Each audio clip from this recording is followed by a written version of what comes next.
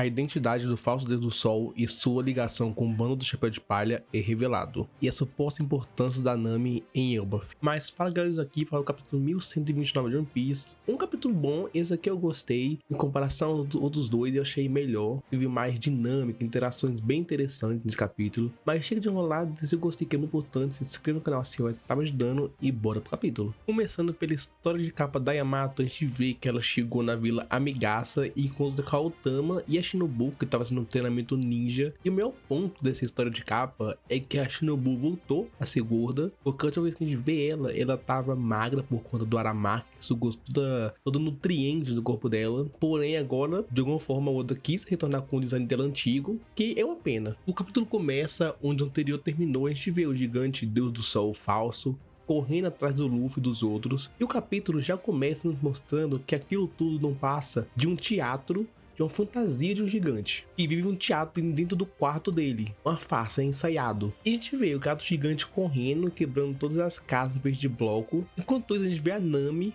jogando fora o mapa que ele encontrou no capítulo passado, porque ela já decorou tudo do mapa. Bem legal isso, porque o Oda meio que mostra os talentos dela como cartógrafa. Há muito tempo que ela não mostra os talentos dela de decorar mapas, desenhar mapas. Então teve uma falta disso, agora o Oda aproveitou e usou isso desse capítulo. E a gente vê todo o panorama que é o quarto do gigante e a cidade dos blocos. E nisso, o falso Deus do Sol tenta capturar eles usando uma rede. E vemos uma coisa bem interessante, uma curiosidade aqui, que esse gigante, ele usa o sufixo de Gozaru, que é um sufixo que é usado por samurais. Até o Sanji percebe isso e questiona, porque ele fala como samurai. E nisso, o gigante cerca o gato com a rede, porém o Sanji e o Zoro quebram essa rede para que eles possam fugir novamente. E nesse quadro a gente vê o Sanji usando o Ifrit Jumbo mais uma vez. E rapaz, o Sanji tá usando o Ifrit Jumbo mais vezes nesses 4 capítulos de Elbaf, 5 capítulos de Elbaf, mais do que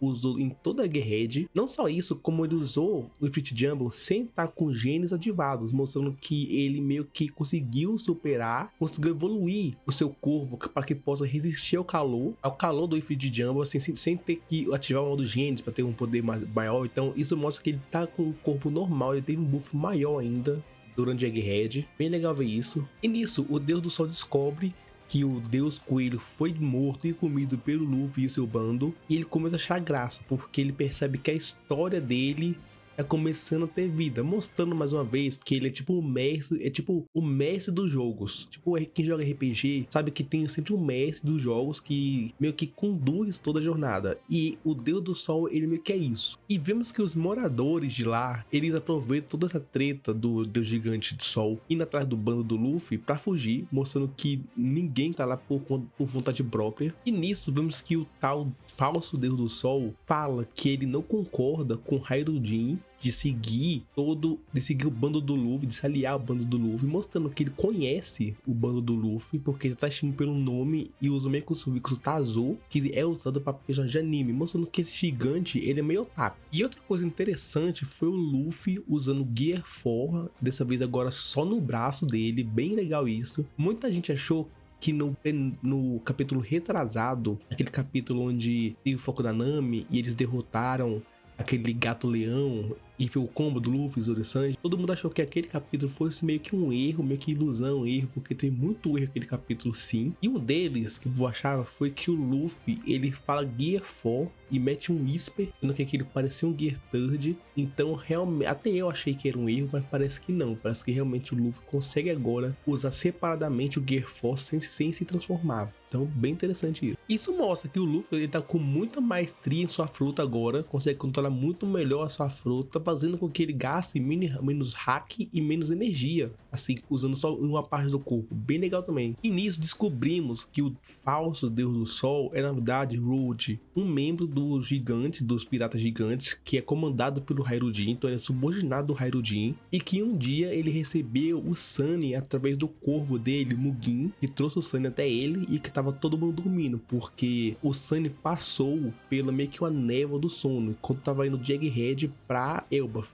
Então, meio que explicando o que aconteceu com ele. E pra quem não se lembra Oda já mostrou esse Road após, eu acho, se não me engano, em Holy Cake, ele mostrou o bando dos gigantes, e entre ele mostrou o Road mesmo, que tem o cabelo comprido, e até que se tu olhar meio que o navio dos gigantes tem aquele cabeça de cervo, os sapatos igualzinho também, e o Road ele sabia que o Luffy estava vindo para Elbaf através dos gigantes, então não é meio que surpresa que o bando tá indo para lá. Acho que todos os gigantes, talvez quase todos, devem saber que o bando tá indo para lá, o bando dos gigantes, e ele não aceita que o Harudin se aliou meio que por vontade própria ao Luffy, porque, né, eles são gigantes, eles têm o seu orgulho, e ele não queria meio que ser subordinado de um humano normal. Então ele meio que decide se vingar, sequestrando o Luffy, transformando eles em bonecos, né, da sua cidade de fantasias. Só que nisso, a Nami já perdeu a paciência e usou os Zeus, né, ativou os Zeus e mandou um Haitei pra cima do Road, onde a gente não sabe se ele foi derrotado, mas parece que deu um grande dano nele. E a última parte a gente vê o Luffy preparando o seu Gear 4 com Gigan e lançando em direção à parede para que assim eles possam sair daquele quarto do Road e enfim chegar possivelmente a Elbaf, assim acabando o capítulo. Bom, o que falar do capítulo? Eu gostei, foi um bom capítulo, tô gostando que o Oda ele tá acelerando os plots, então a gente já viu quem era o Deus do Sol, já resolveu derrotando ele supostamente, ali que foi uma surpresa saber que ele faz parte do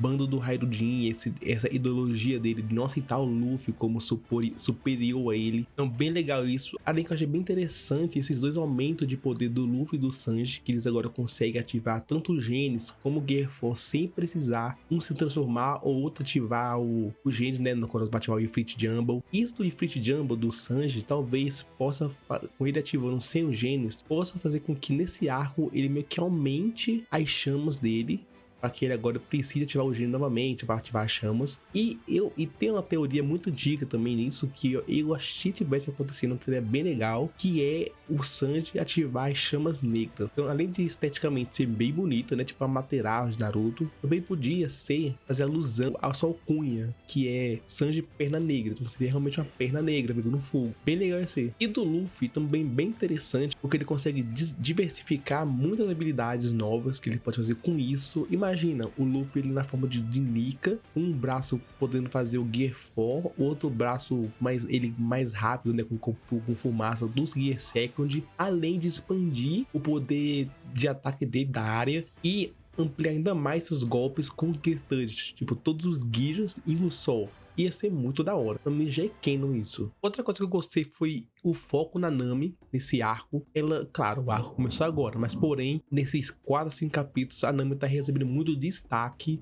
Ela meio que coordenando todo mundo lá, falando onde deve ir, botando o caminho pra eles, foi bem legal. Além que ela foi o responsável por derrotar supostamente o Road, sendo que, né, seria Luffy ou o Zoro ou o Sanji que faria isso. Então, bem legal esse destaque na Nami. E isso, esse todo o destaque que a Nami tá recebendo pode fazer com que ela seja muito importante em Elbaf. E eu tô meio que pensando na teoria de que a Nami possa receber o título em Elbaf como Deus do Trovão. Bom, a Nami pode ser a Thor da vida, porque ela tem os Zeus que controla todo o relâmpago, né? Ela manipula relâmpago e Zeus é um deus da mitologia grega que controla raios também. Então ela em Elbaf pode receber o título de Deus do Trovão. É bem legal isso também. Mas muita gente acha que esse título de Thor iria ser pro Sop, porque tem todo fanart do Sop carregando o Mjolnir, do Sop todo berece com o martelo. Quando a gente acha que pode ser do Sop esse título.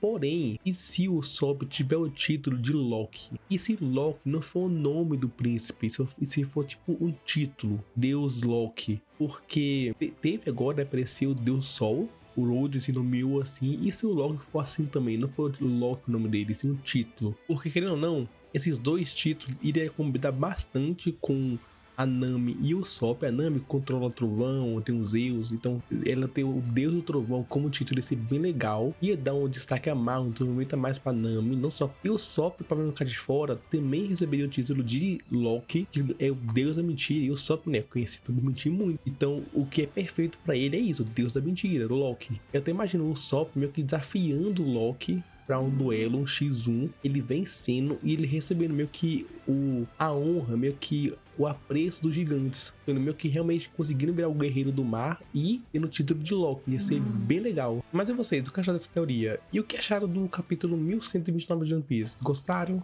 Não gostaram? Comenta aqui embaixo. Mas o vídeo vai aqui, não esqueça de se eu gostei, que é importante, se inscrever no canal se não tá me ajudando, e ativar o sininho para os próximos vídeos. Obrigado e até a próxima.